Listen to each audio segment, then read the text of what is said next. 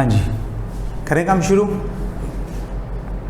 तो जो आज हमने आर्टिकल करना है, जो हमारा नेक्स्ट आर्टिकल है वो है रोटेशनल काइनेटिक एनर्जी।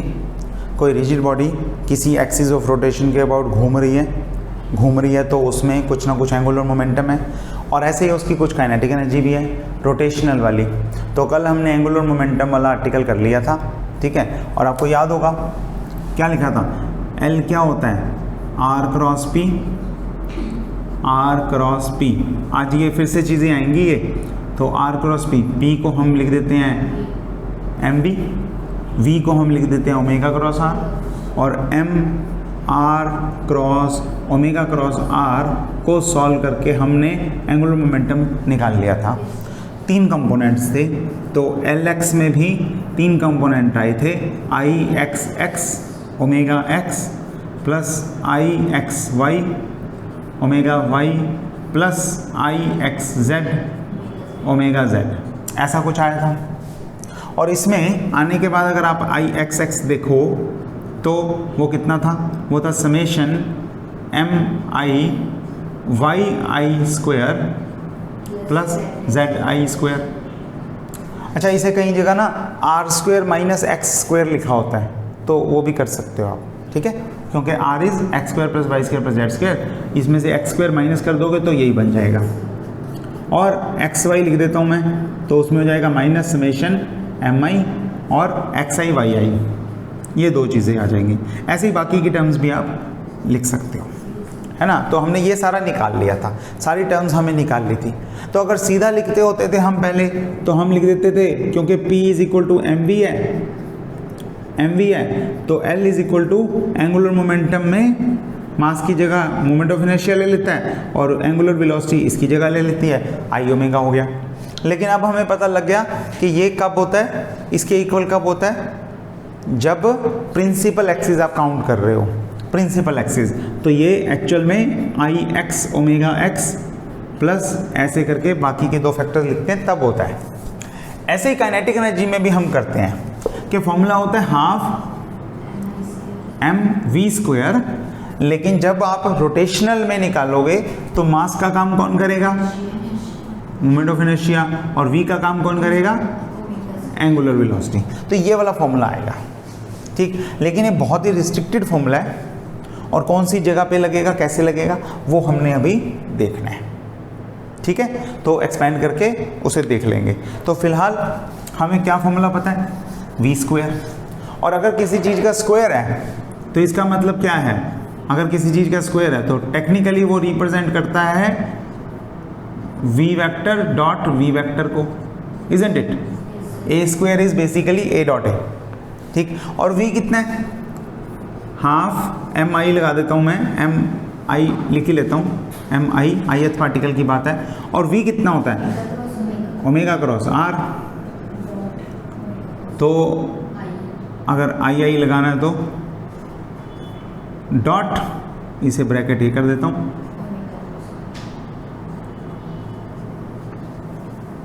ठीक है, हो गया। अब ये फॉर्मूला बन गया एक, कौन सा फॉर्मूला बना, ये बना क्रॉस प्रोडक्ट, और ये 4 वेक्टर प्रोडक्ट बन गई, a क्रॉस b की c डॉट d से, c क्रॉस d से अगर आप प्रोडक्ट देखोगे तो ये आएगा, ठीक है। किसके इक्वल होगा ये होगा, a बाहर रख लो, डॉट प्रोडक्ट, क्योंकि ये वेक्टर फाइनल इन दोनों की प्रोडक्ट वेक्टर है, इन दोनों की प्रोडक्ट वेक्टर है, और दोनों की वेक्टर्स की प्रोडक्ट डॉट प्रोडक्ट स्केलर है, तो ये स्केलर है। यहाँ पे ऐसे ही a vector co dot product लेते हैं, मतलब फाइनल चीज स्केलर बनेगी। किसके साथ डॉट प्रोडक्ट लेनी है, b cross c cross d के साथ। तो अब इन दोनों की क्रॉस प्रोडक्ट लो, वेक्टर आएगा, उस वेक्टर को इससे मल्टीप्लाई करो, वेक्टर आएगा, उस वेक्टर को इससे डॉट प्रोडक्ट लो, स्केलर आएगा। ये फॉर्मूला है, ठीक है। अब इसे भी आप देखो, कल वाले फॉर्मूले को खोल सकते हो ना, a cross b cross c scalar vector triple product, तो वो बैक कैप वाला फॉर्मूला लगा सकते हो, पर ज़रूरत नहीं पड़ेगी हमें, तो इसके आगे मत खोलना, ये ध्यान रखना है। हम ऐसे ही करेंगे।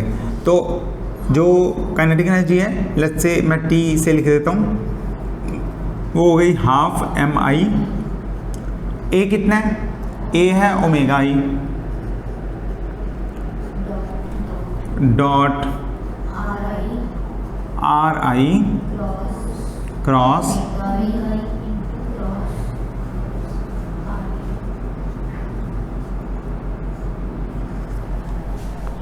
ठीक हो गया, चल जाएगा काम। ओके, हम ओमेगा आई हम ओमेगा लिख सकते हैं, आपको पता है ऑफ कोर्स, है ना। ओके, ये क्या चीज़ है v, तो मैं इसे अब इसीलिए मैंने इसे पुट नहीं किया पहले, ओमेगा को बाहर रखता हूँ, डॉट आर आई को बाहर रखता हूँ वैसा का वैसा, क्रॉस एम आई को अंदर ले जाऊँगा, तो ये बन जाएगा एम आई और वी आई है ना ये, और एम बी क्या होता है P, और R क्रॉस P क्या होता है L। तो ये सिंपली ये हमारे पास इक्वल आ गया ओमेगा डॉट L के। सिंपल है, चल जाएगा काम। तो ये एक और फॉर्मूला हो गया, इसीलिए मैंने L करवाया। अब आपको L याद है कि आई एक्स एक्स ओमेगा एक्स आई वाई वाई सब कंपोनेंट्स आपको पता है, ठीक है, तो वो लिख लेते हैं। तो फाइनली हमारे पास ये रिजल्ट आ गया जिसमें काइनेटिक एनर्जी किसके इक्वल आ गई, इसकी अगर ओमेगा से अगर आप डॉट प्रोडक्ट एल की ले लोगे तो आंसर आ जाएगा। चलो, तो इसे अब इसे भी सिर्फ एक्सपेंड ही करना है और कुछ नहीं है, मैथमेटिक्स ही है, कुछ कैलकुलेशन ही है और कुछ नहीं है। हाफ ओमेगा डॉट एल, तो कितना होगा, ये होगा half omega X L X plus omega Y L Y plus omega Z L Z, यही होगा। ओमेगा एक्स को एल एक्स से मल्टीप्लाई कर दो तो यहाँ हो जाएगा एक्स स्क्वायर, ओमेगा एक्स का स्क्वायर, यहाँ हो जाएगा ओमेगा एक्स ओमेगा वाई, यहाँ हो जाएगा ओमेगा एक्स ओमेगा जेड। तो आपने इस कंपोनेंट को सिर्फ ओमेगा एक्स से मल्टीप्लाई करना है, इट विल बी हाफ, और मैं पूरे कंपोनेंट्स लिख रहा हूँ, I X X omega X square plus I X Y omega X omega Y plus, ठीक लिख रहा हूँ ना, I X Z omega X omega Z. चल जाएगा काम। दूसरे में क्या होगा, एल वाई में क्या होगा, Y X Y Y Y Z, तो उसे आप वाई से मल्टीप्लाई करोगे तो क्या आ जाएगा, same I Y X omega X omega Y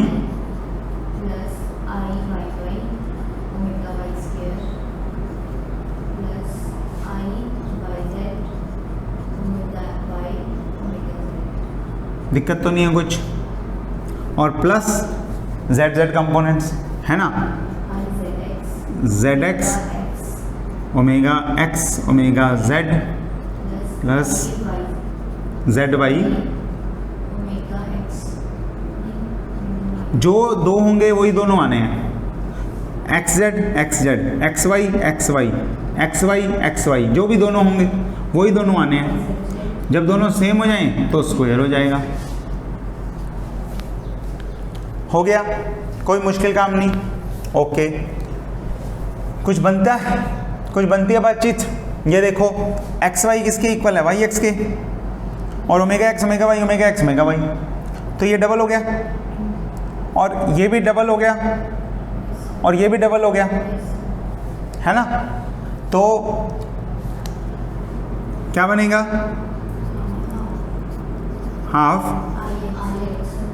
I X X omega X square plus, नहीं पहले Y Y omega Y square plus Z Z omega Z square plus 2 X Y omega X omega Y plus 2 X Z लिखूँ, पहले Y Z लिख लूँ, कोई फर्क नहीं पड़ता। यहाँ कौन सा एप्पल है, तो एक्स जेड और ओमेगा एक्स एप्पल में होता नहीं है। अगर आप बोलो 10 एप्पल लेके आना तो रेट अलग होगा, अगर आप बोलोगे एप्पल 10 लेके आना तो रेट अलग हो जाएगा।